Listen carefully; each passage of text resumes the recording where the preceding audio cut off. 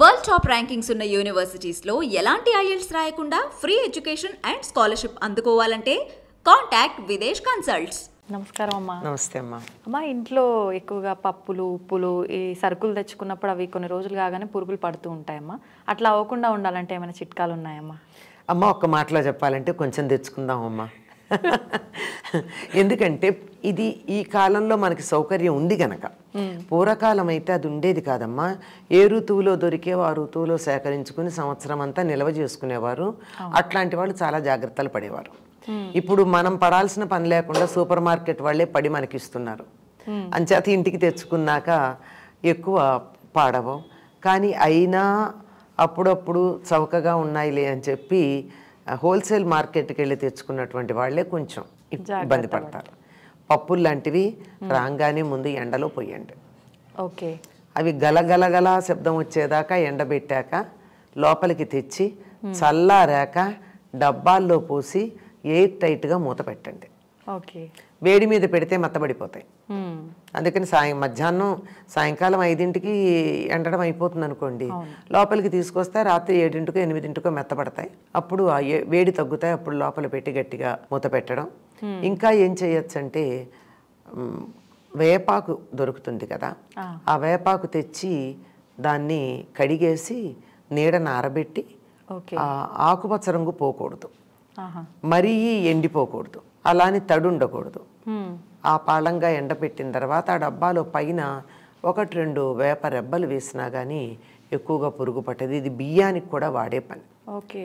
వేపాకులు వేసినట్టయితే సాధారణంగా పురుగు పట్టం.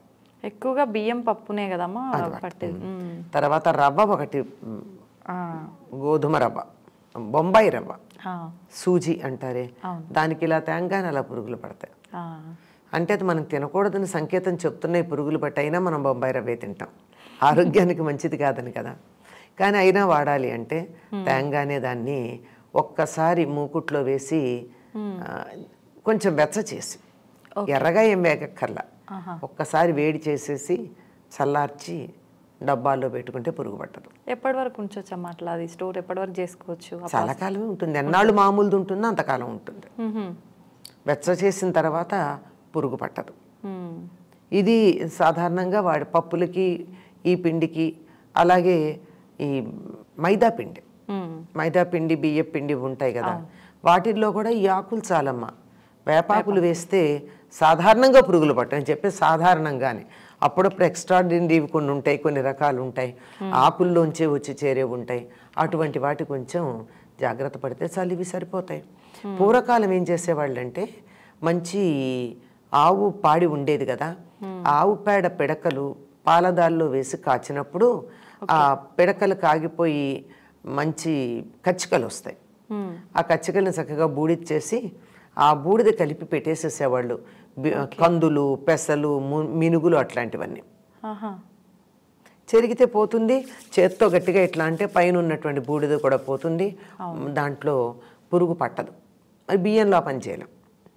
ఎందుకంటే కందులను అట్లా వాడడం, పెసరు అట్లా వాడడం, మినుగులు కూడా అట్లా వాడడం. వాటిని పప్పులు చేసుకుంటాం. ఒకవేళ పెసలు కటిక పెసలతో అట్లు వేసుకోవాలి అలా అనుకున్నా కడిగే చేస్తాం కనుక, తనకు కడుగుతాం గనక ఆ రకంగా చేయొచ్చు. చాలా అసలు దాన్ని మించినటువంటి మార్గం మరొకట్లేదు.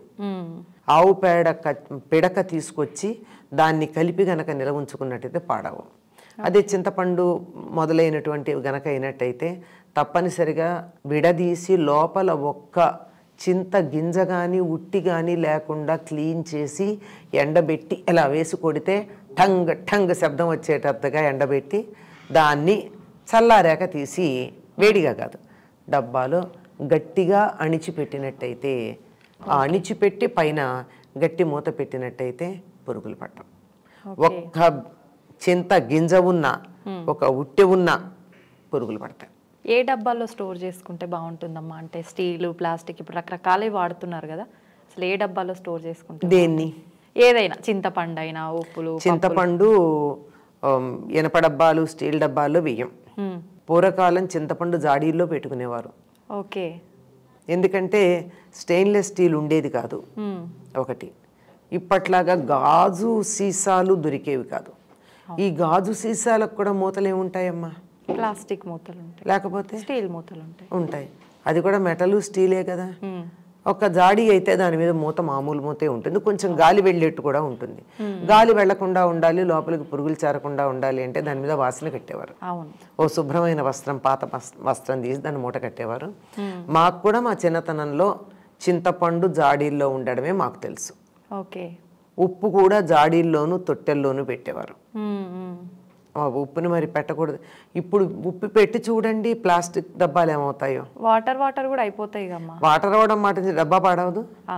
డబ్బా పాడైందంటే అర్థం ఏంటి? కెమికల్ రియాక్షన్ జరిగినట్టే కదా. కెమికల్ రియాక్షన్ జరిగింది అంటే అది మనకు ఆరోగ్యానికి హానికరమనేనా? మరి అందువల్ల అట్లా చేయకూడదు. అది కూడా సీసాల్లో కానీ జాడీల్లో కానీ పోయాలి. కానీ ఇప్పుడు మరి ఫ్యాషనబుల్గా అందంగా దొరుకుతున్న రకరకాల డిజైన్లలో ఉన్న జాడీలు ఉన్నాయి, వాటిల్లో పోసి చూడండి, ఆ జాడీ కూడా పొక్కిపోతుంది ఉప్పు పోస్తే. గమనించండి, అంటే మంచి క్వాలిటీ కాదు. దొరికితే కానీ ఈ రోజుల్లో మంచి సీసాలు తెచ్చుకోండి. సీసాల్లో పోయింది, గాజు సీసాని మించింది లేదు. అందుకని పసుపు కానీ మరి చింతపండు కానీ ఉప్పు కానీ ఇవి ప్లాస్టిక్తో త్వరగా రియాక్ట్ అవుతాయి కనుక ఆ రియాక్షన్ వల్ల మనకి ఆరోగ్యానికి ఇబ్బంది కలుగుతుంది కనుక వాటిల్లో వేయొద్దు. ఎప్పుడైతే ప్లాస్టిక్తో రియాక్ట్ అవుతాయో అదేవిధంగా స్టీల్ దాంట్లో కూడా అవుతాయి కనుక ఈ మూడింటిని మాత్రం అటువంటి వాటిల్లో వేయకూడదండి. మిగిలినవి ఏమి పర్వాలేదు, బియ్యపు డబ్బాలు ఉన్న బియ్యం పోసుకోవచ్చు, పప్పులు పోసుకోవచ్చు, ఉప్పులు పోసుకోవచ్చు, వీటన్నిటిని స్టీల్ డబ్బాల్లో పోసుకోవచ్చు. కొంతకాలం ప్లాస్టిక్ ఫ్యాషన్ అయి ప్లాస్టిక్లో పోసారు. ఇంట్లో ఉన్న స్టీల్ డబ్బాలని నమ్మి మరీ ప్లాస్టిక్ డబ్బాలు కొనుక్కున్నారు. ఇప్పుడు మళ్ళీ గో బ్యాక్ టు స్టీల్ అంటున్నారు.